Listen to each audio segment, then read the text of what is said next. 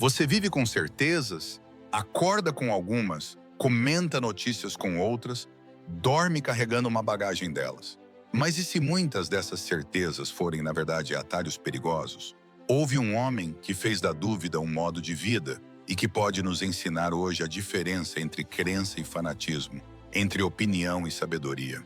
Seu nome é Michel de Montaigne. A pergunta que ele nos deixou é simples e dolorosa. O que eu realmente sei? Ele escreveu como quem conversa consigo mesmo. Não queria oferecer doutrinas prontas, queria investigar. Influenciado pelos céticos antigos, ele não propôs um ceticismo paralisante. Muito pelo contrário, ele via a dúvida como ferramenta. A sua posição-chave era desconfiar de verdades absolutas. Não porque tudo seja falso, mas porque a mente humana é limitada, enviesada e suscetível a vaidades. Perguntar a si próprio o que eu realmente sei não é derrota intelectual, é humildade, abertura e método. No tempo de Montaigne, verdades absolutas destruíam. Guerras religiosas eram justificadas por certezas dogmáticas.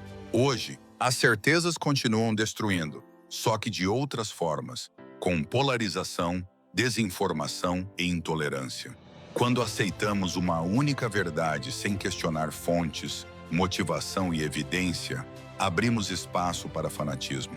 E este fanatismo não precisa ser apenas religioso. Pode ser político, científico mal interpretado e até mesmo ideológico. A mesma rigidez mental que levou um homem a acabar com o próximo por uma fé, leva outro a negar fatos científicos por uma crença inquestionável.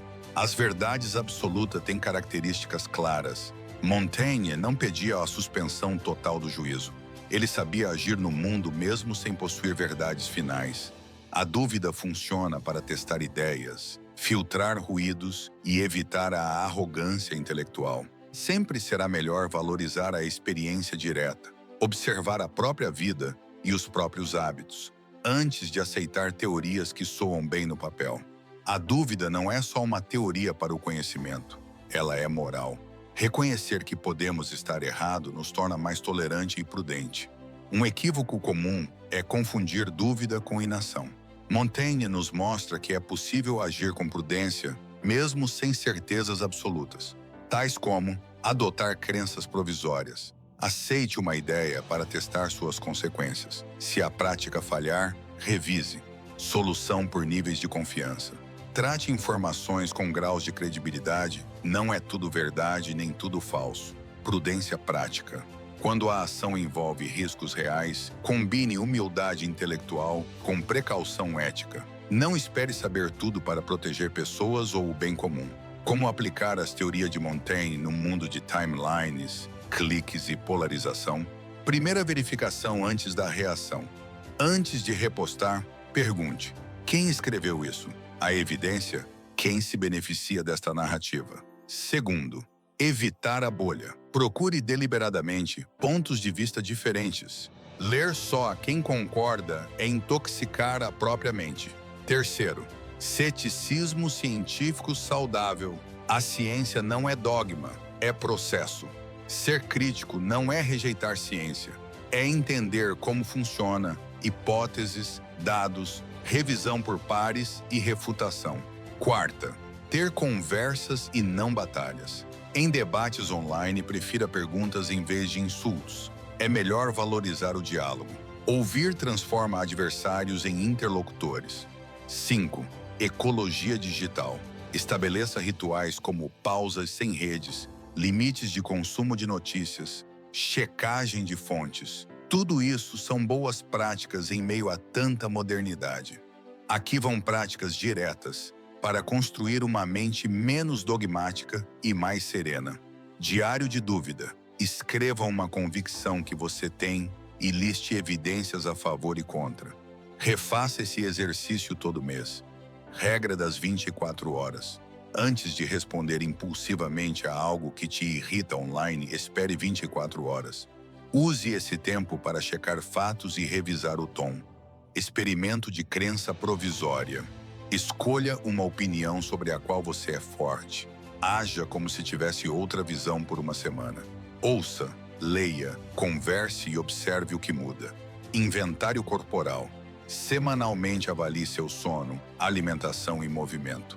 A mente não pensa bem quando o corpo está exausto. Prática da degradação intelectual.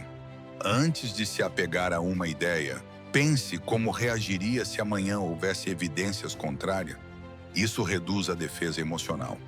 O que ganhamos ao viver dessa maneira? Primeiro, tolerância. Reconhecer limites próprios diminui a necessidade de dominar o outro.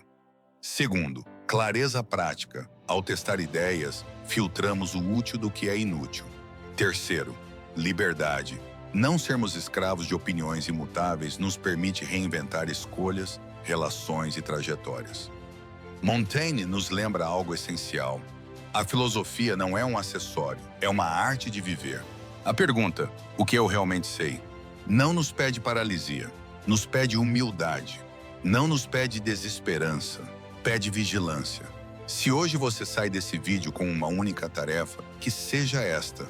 Da próxima vez que uma certeza dominar sua fala, pare um instante e pergunte: e se eu estiver enganado? Esse gesto simples pode transformar discussões, acalmar impulsos e abrir espaço para o aprendizado. Montaigne sabia que viver bem não é ter todas as respostas, é aprender a viver bem com perguntas melhores.